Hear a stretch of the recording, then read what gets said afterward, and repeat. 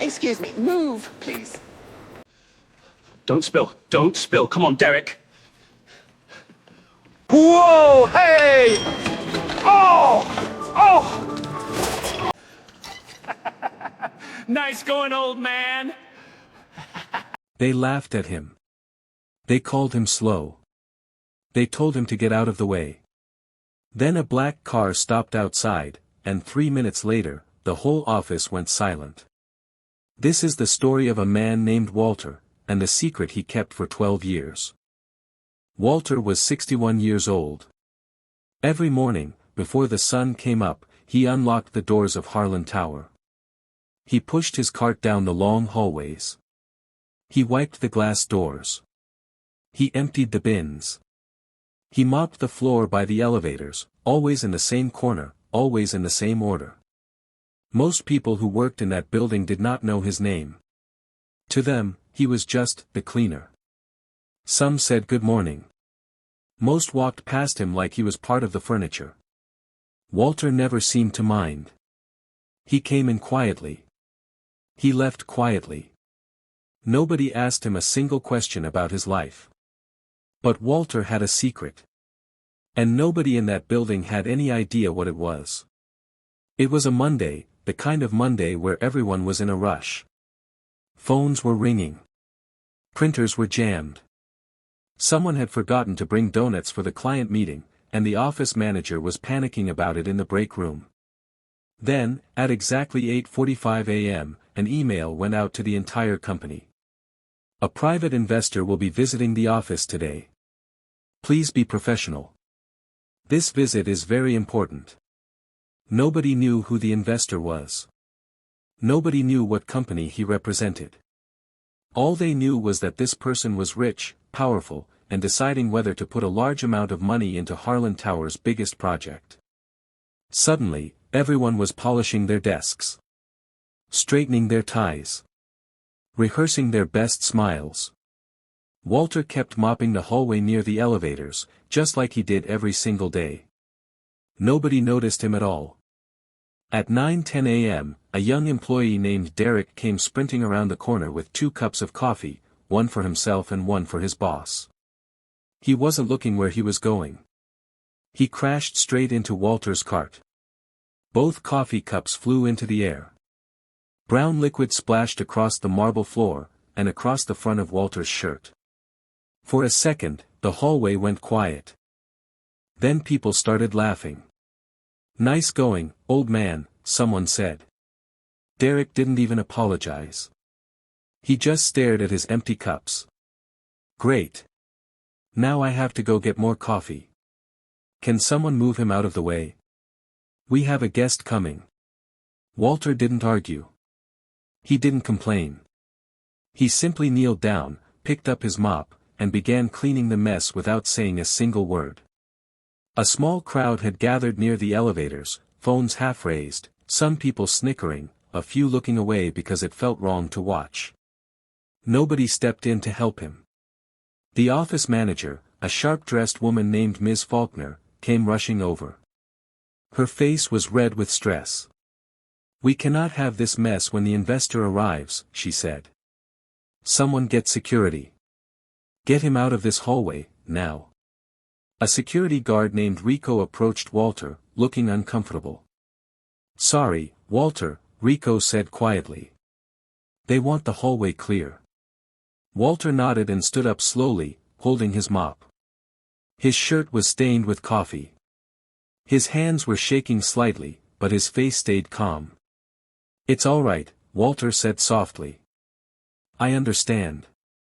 He started to walk toward the service elevator, ready to disappear the way he always did. That was when a black car pulled up outside the building. Through the tall glass windows, everyone in the lobby saw it. A long black car, polished so clean it reflected the morning sun, rolled to a stop right in front of the main entrance. Employees stopped what they were doing. Even Ms. Faulkner froze, smoothing down her jacket, plastering on her best smile. The CEO of Harlan Tower, a man named Mr. Bardwell, came rushing down from his office, straightening his tie as he walked. He's here, Mr. Bardwell whispered. Everyone looked sharp. The driver stepped out first. He walked calmly around to the passenger side and opened the door. Everyone in the lobby leaned forward slightly, waiting to see the powerful investor step out. But nobody was ready for what happened next. The passenger door opened. A man stepped out, wearing a plain gray coat over a coffee-stained shirt. For a moment, nobody understood what they were looking at. Then someone in the lobby gasped. It was Walter. The same Walter who had just been laughed at in the hallway. The same Walter who mopped the floors before sunrise. The same man security had just been told to remove. He walked through the front doors, nodded politely to the driver, and stepped into the lobby like he had done it 1,000 times before. Mr. Bardwell's smile disappeared completely. His face went pale.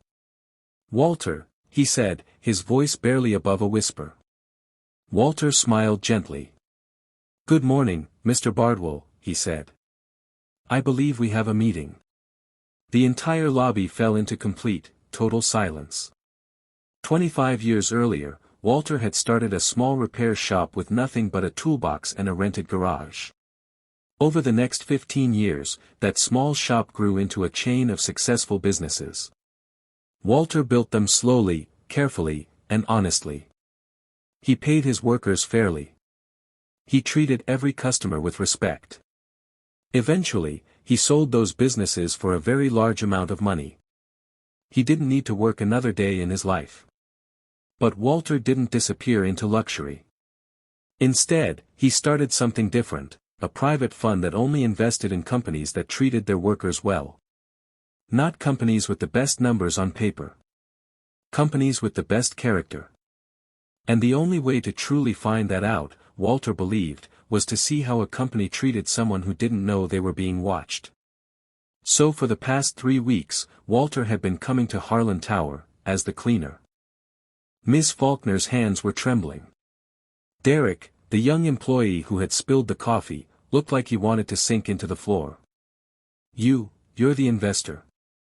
Mr. Bardwell asked, still stunned. "I am," Walter said. "For the last 3 weeks, I mopped your floors, cleaned your bathrooms, and emptied your trash bins. I watched how this company really works, not the version you show to guests, but the version that happens every single day when no one important is watching." He looked around slowly at the crowd that had gathered. "This morning, a young man knocked coffee onto my shirt. That happens. Accidents happen. That wasn't the problem." He paused. "The problem was what happened after. Nobody asked if I was okay. Nobody helped me clean it up. Instead, I was called old man, laughed at, and told to get out of the way, all so this hallway could look perfect for someone you thought was more important than me." The silence in the room was heavier than before. Derek, still holding his empty coffee cups, took a shaky step forward. "Mr. Walter, sir, I'm so sorry," he said. "I wasn't even looking. I was just trying to impress I didn't know." "That's exactly the point," Walter said gently, not angrily. "You didn't know. None of you knew.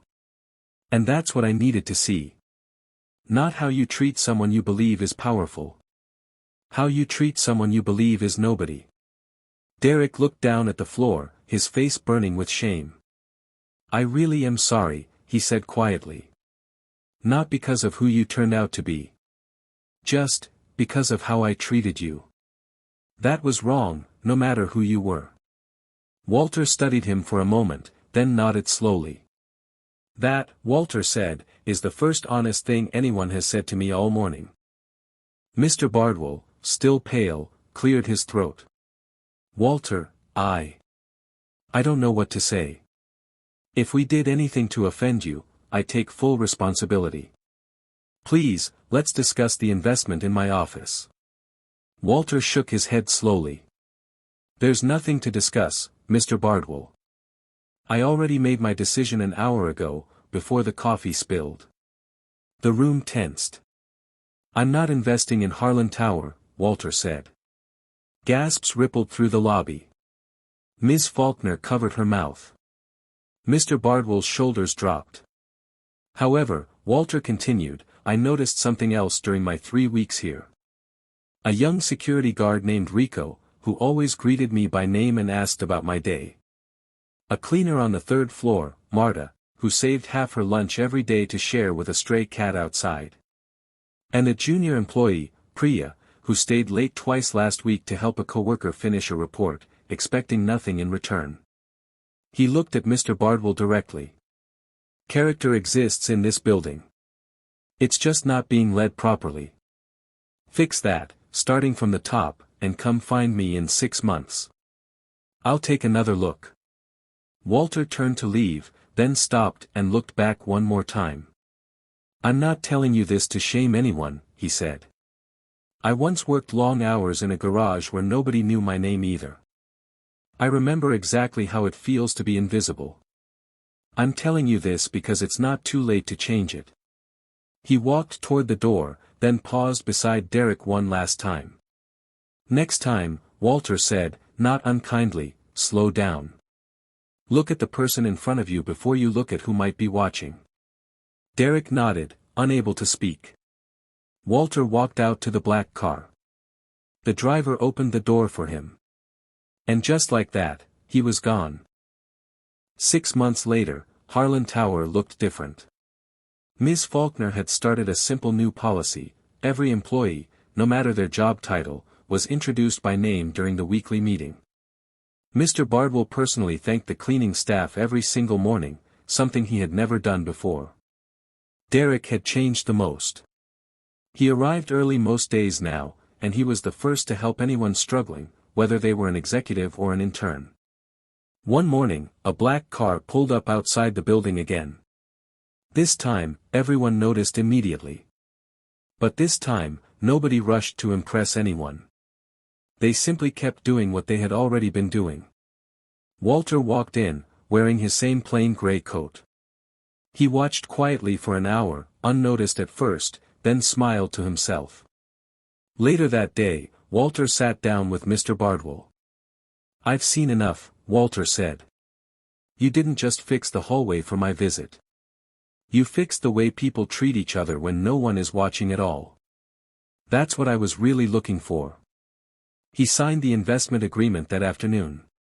But before he left, he stopped by the break room, where Derek was pouring 2 cups of coffee. Derek looked up, surprised. Then he smiled and held 1 cup out. Coffee, sir. I promise I won't spill it this time. Walter laughed, a real, warm laugh, and took the cup. Just Walter, he said. Not sir. Character isn't shown in the moments people plan for. It's shown in the moments they don't. Walter didn't need the money, and he didn't need the apology. He only needed to know that somewhere, in a busy office full of rushing people, kindness still meant something. Sometimes, the most powerful person in the room is the one nobody thinks to look at.